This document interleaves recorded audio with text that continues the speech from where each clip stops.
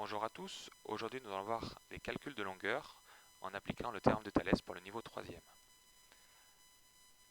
Alors, on va voir les trois configurations possibles pour ce théorème-là, et le théorème de Thalès nous dit que si on a deux droites BM et CN qui sont séquentes en A, et si les droites BC et MN sont parallèles, alors on a une égalité de rapport qui sont AM sur AB, qui est égal à AN sur AC, qui est égal à MN sur BC. On aurait pu écrire les rapports dans l'autre sens. Si on inverse tout, AB sur AM est égal à AC sur AN est égal à BC sur MN. C'est tout à fait juste aussi. C'est juste une histoire de dire est-ce que je fais petite longueur sur grande longueur ou grande longueur sur petite longueur. Alors on va voir des exemples avec une situation concrète avec des valeurs.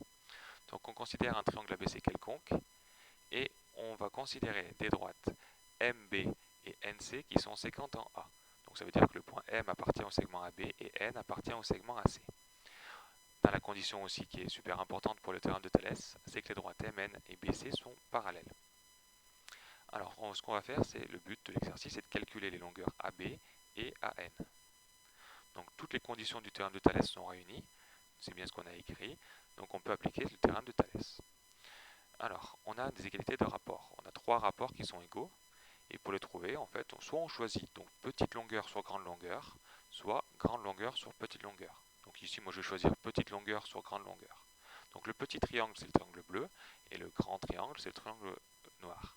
Donc petite longueur du triangle bleu, donc on a par exemple AM, et qui est associé à la grande longueur AB, qui est égale ensuite à AN sur AC, est égal à MN sur BC.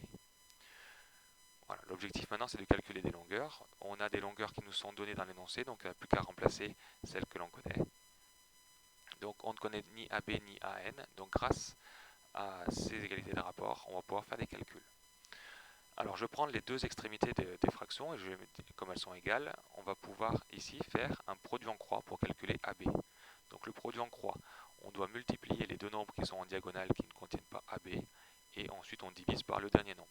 Donc pour trouver AB, je fais 3 fois 10 divisé par 4 qui fait 7,5.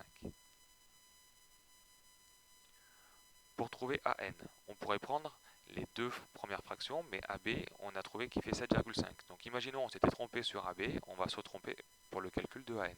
Donc c'est peut-être pas judicieux de prendre AB. Par contre, je vais prendre les deux dernières fractions qui sont égales, et on peut faire également un produit en croix.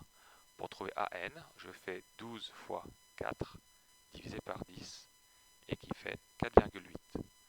On peut dire donc que le segment AB mesure 7,5 cm et le segment AN mesure 4,8 cm. On va faire un deuxième exemple dans une configuration plus niveau 3e.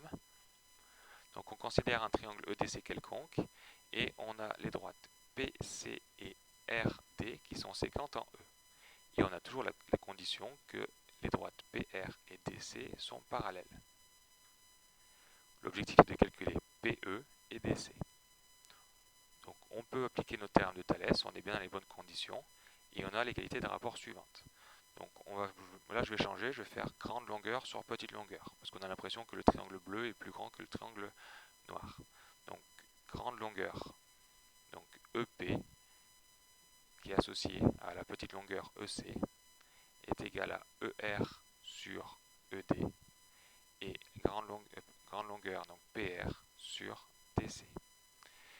Il nous suffit de remplacer toutes les valeurs que l'on connaît, et on va faire pareil, des produits en croix pour calculer EP, ou PE, c'est pareil, et DC. Alors, je prends les premières fractions ici, donc on peut dire que EP, il faut faire 3 fois 9 divisé par 4, qui fait 6,75.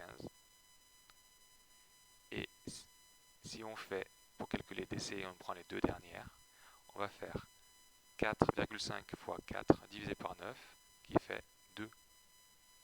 On peut donc conclure que EP mesure 6,75 cm, alors que DC mesure 2 cm.